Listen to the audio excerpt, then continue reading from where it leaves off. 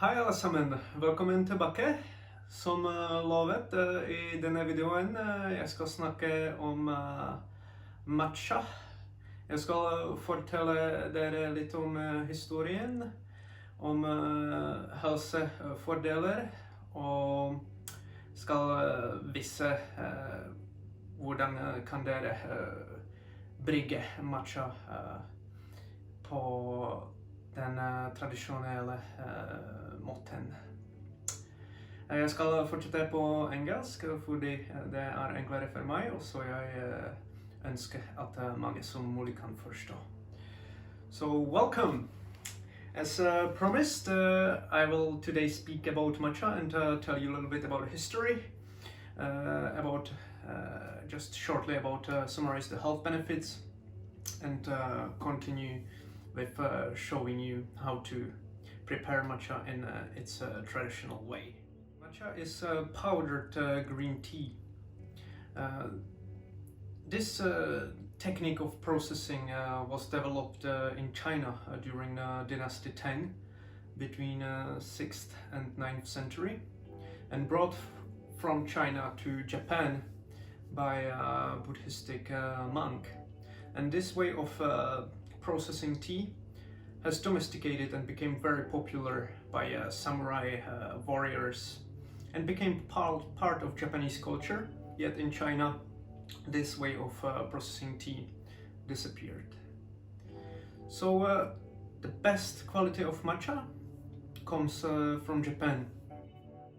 In Japan are distinguished two kinds of tea growth, either sun-grown tea or shaded grown tea. Matcha belongs to the shaded grown tea, together with gyokuro and kabusecha. So the tea that is grown under the shade means that the plantations or the gardens, when the plants reaches a certain size, they are covered by nets, and therefore the plants produce more of a chlorophyll, and their leaves become a little bit darker, and they actually contain a little bit less of catechins afterwards. So these chemical changes produce a little bit more of sweet tastes, and the bitterness and astringency disappears. Japanese in general are very precise in their way of growing and producing tea. The tea produced and grown for matcha, it's called tencha, and in its best quality are the leaves. Get rid of the veins and stems before they are milled into a powder between two milestones. We nowadays can see matcha in many cafes, used for lattes, and in culinary for different bakery and recipes, or drink in its natural way. We must say that there are different qualities of matcha. First is the culinary grade, and then we have the ceremonial grade, and of course different price ranges and different qualities of the ceremonial ones. The difference between the culinary and ceremonial is not just in a price, but of course also in its taste and health benefits. Because most probably those culinary matchas haven't been definitely not rid of their stems and veins. They probably haven't been even grown in Japan, and definitely not grown under the shade. So if you prepare the culinary matcha in the traditional way, without any milk or sugar, it will taste very bitter, it won't taste any good, and it will be definitely not enjoyable. Because the matcha became very popular, it's very popular to produce matcha all over the world.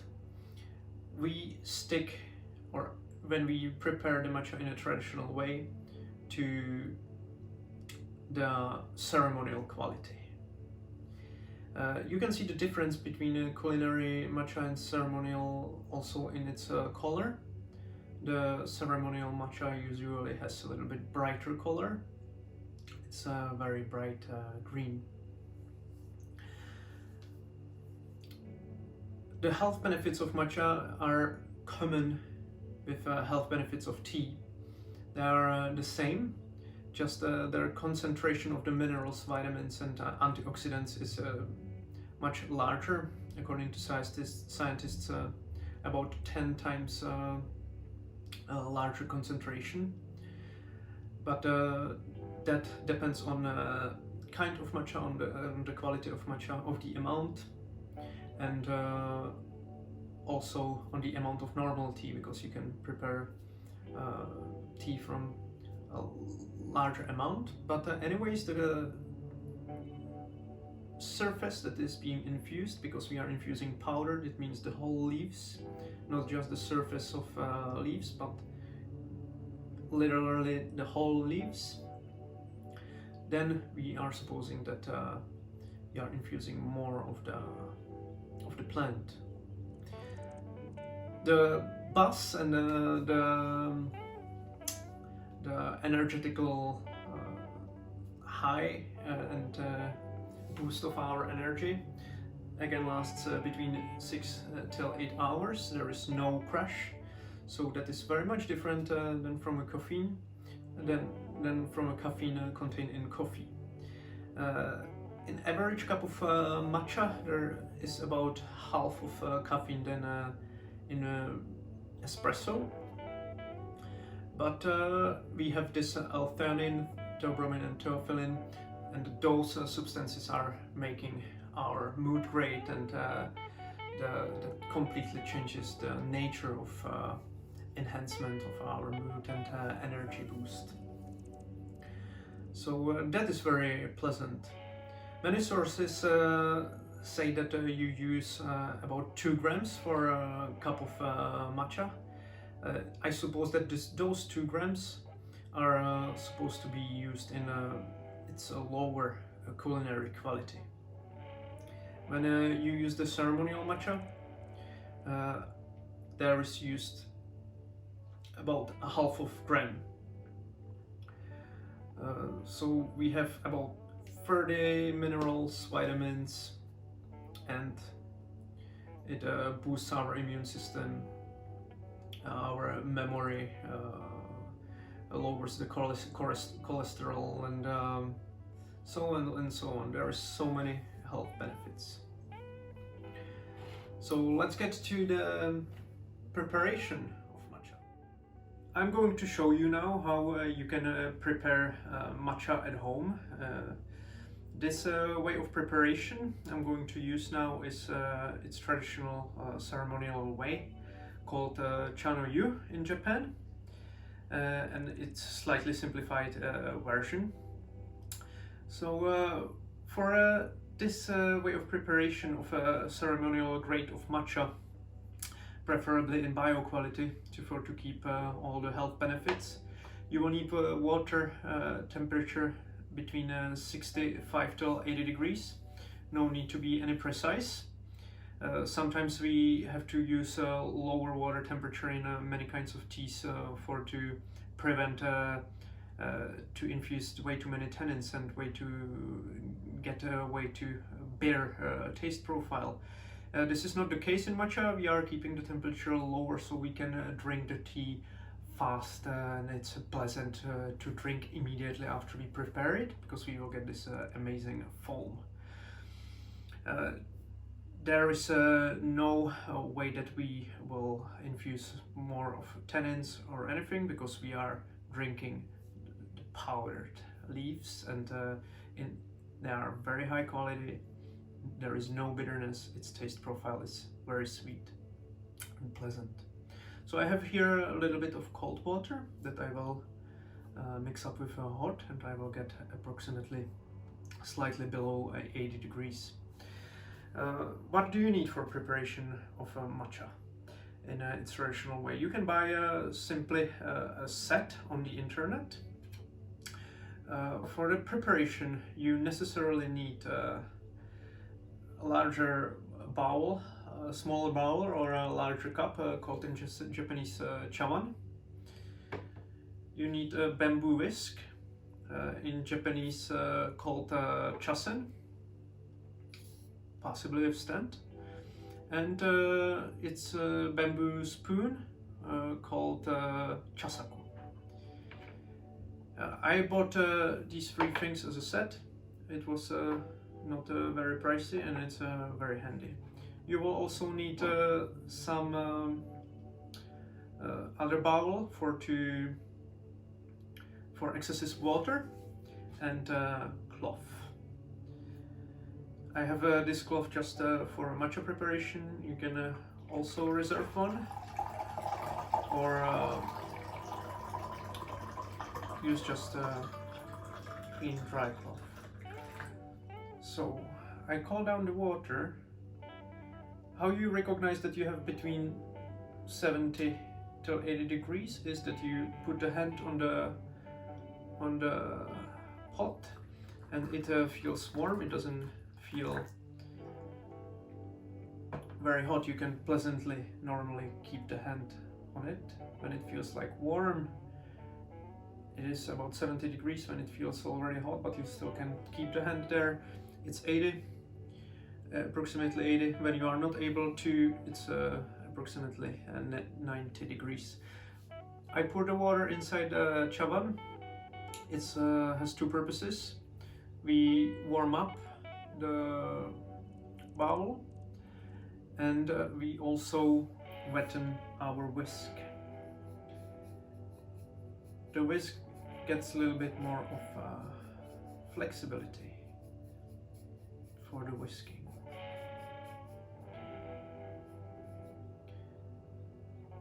We are warming up the bowl, so it is not, the tea doesn't lose way too many temperature. When the material absorbs the temperature, you pour the water away. A very important step is that you dry up chawan.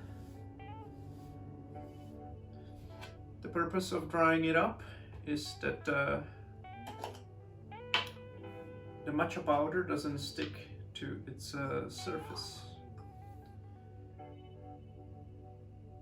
Then you dose 2 full scoops of matcha. Scoops, spoons, chasaku.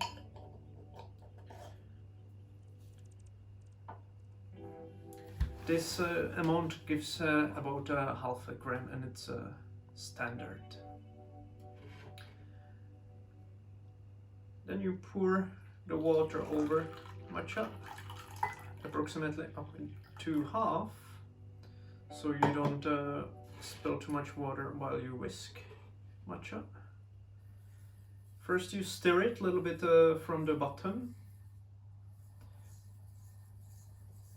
into the water and start the whisking process.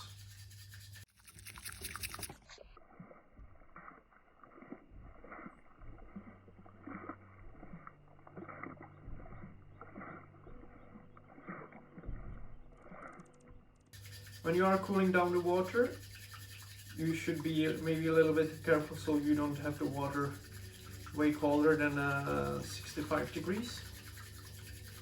Then it might be a little bit difficult to get the foam or froth. That's why we whisk the tea now. The foam is very much enjoyable. It just enhances the whole drinking. You can whisk the tea like I do with chasen, or if you don't want to use a traditional way of preparation, which is absolutely understandable. I find it aesthetic and funny and nice, But you can also buy this electric whisk, milk whisk, in Class Olson or other shop. Then you are beautifully whisking the matcha. It's simply just in the front and in the back.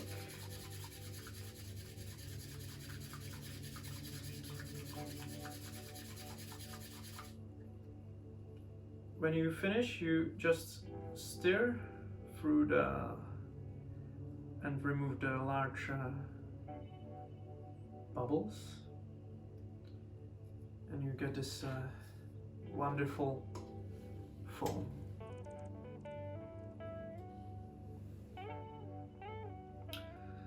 So then you're ready to drink your matcha.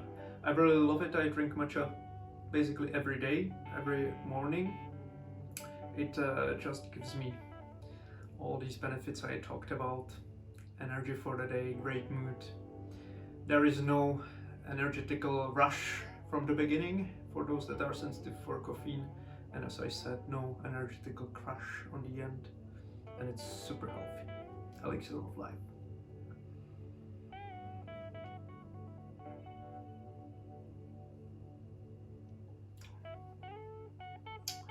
Its smell, it's a little bit floral, and its taste is very sweet with floral hints.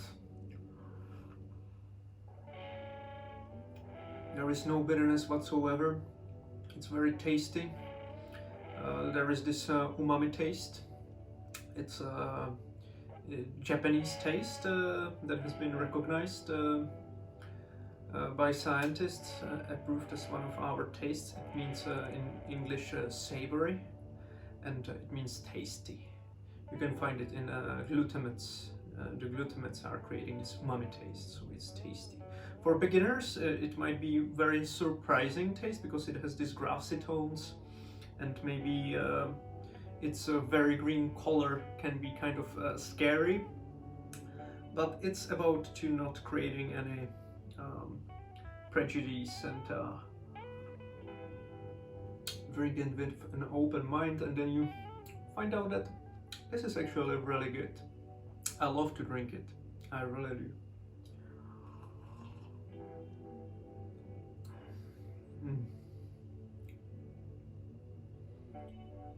Wonderful. There is no bitterness whatsoever. If you want to prepare your matcha latte, use low grade, culinary grade of matcha. You put some sugar in, thick milk, skim with the milk skimmer. Very easy. Wonderful. After you finish drinking of your matcha, you use the water that you poured away from preheating to wash the bowl, wash the whisk from the green matcha,